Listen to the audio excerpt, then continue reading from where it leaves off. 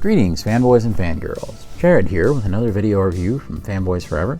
Today we're going to be having a look at the brand new Turtles of Grayskull Skeletor figure. Now, this is my second review from the Wave 3 that they've done, and my first was on the Michelangelo dressed as He-Man figure. So if you missed that one, be sure to go and check it out. But of course, if you've not heard about this Turtles of Grayskull line, basically it's just a mashup between He-Man and the Ninja Turtles.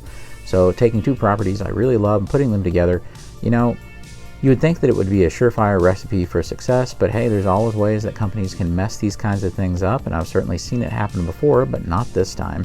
This has been a line that's been incredibly well designed and well executed by the people at Mattel. So I can't wait to see if this Skeletor figure lives up to that high bar that was set by the other releases.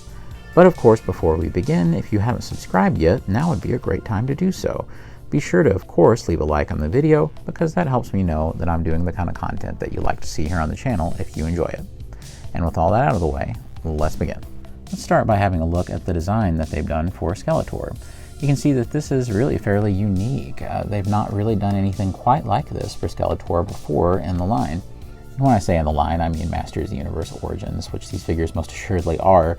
They're just under a subheading of the Turtles of Grayskull. So this is definitely like a samurai kind of look. It has that sort of armor. As a matter of fact, it's a reuse of the piece from a Beastman that we saw earlier in Wave 2. So that's definitely, you know, in line with the kind of thing they have been doing. There's these new gauntlet pieces here that are really interesting. I like the looks of those. And I especially like that they have given Skeletor a Shredder-like helmet.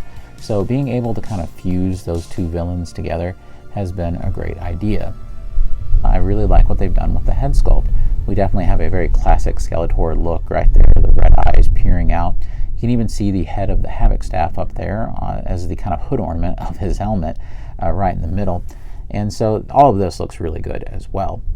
Going on down, you can see that he's just got the black furry underwear, and he's using the, I believe, 2000X Skeletor boots that they just recolored in silver.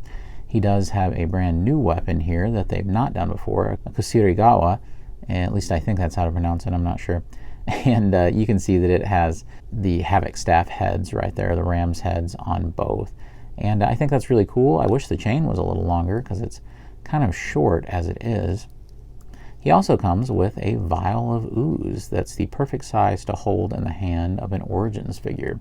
So I thought that was a really cool touch.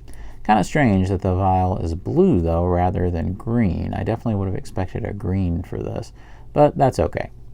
I really like what they've done with the chest piece right here. I think this is really cool.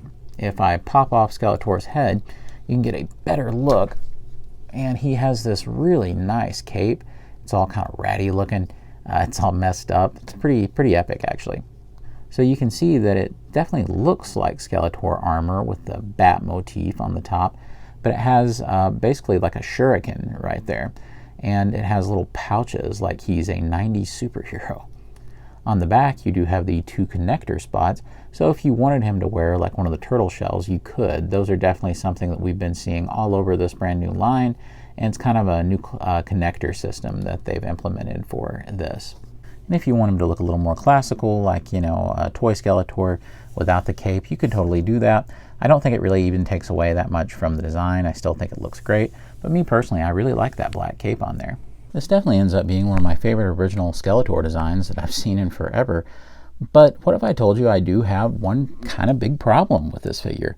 And that's that I feel very strongly that this tone of plastic, this green that's so limey all over it, I feel very strongly that it looks exactly like glow-in-the-dark plastic. And lo and behold, I even filmed a little thing saying, you know, now I'm going to show you the glow-in-the-dark features. I was that convinced that it was going to glow in the dark, and it doesn't. It doesn't at all. I held it up to the light, you know, to try to charge it up, and I thought, well, maybe it's not dark enough. And it's shocking to me that that tone of plastic that they have, it looks exactly like glow-in-the-dark plastic to me. So that is the most tricked I have ever been by that type of plastic, thinking for sure it would glow in the dark. So to me, they missed a huge opportunity to have a great glow-in-the-dark feature for this figure, But it seems like, I don't know, it seems like Mattel is shying away from doing a whole lot of good glow-in-the-dark stuff for their Masters figures. Kind of reminds me of the time I was so disappointed by Scareglow in the Masterverse line for basically only having a head that glowed, and which I thought was just such a cop-out. So yeah, I think it's a real shame. Now, maybe it's my fault for assuming, and you know what they say about assuming?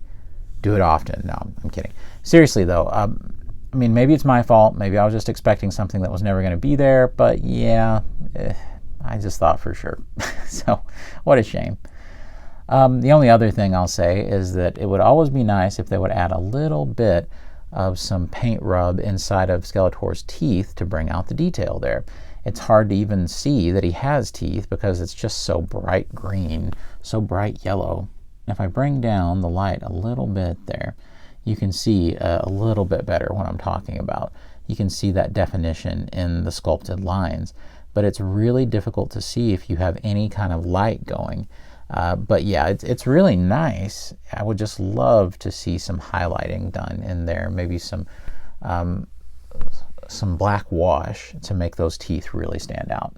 Other than that, it's a terrific Skeletor figure. I'll definitely show you what he looks like alongside the closest Skeletor they've done to this, which was the 2000X Skeletor within the Origins line. This guy shares boots and feet with him. And here they are together.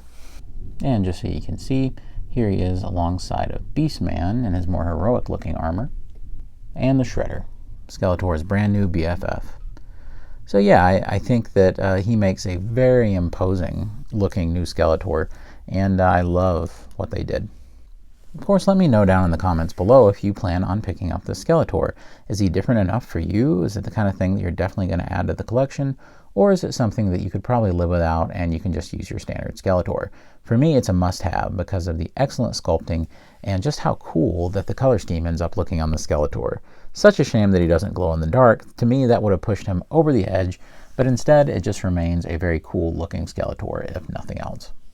Let me know your thoughts down below, and as always, God bless you and yours, and I'll see you on Fanboys Forever. Fanboy out.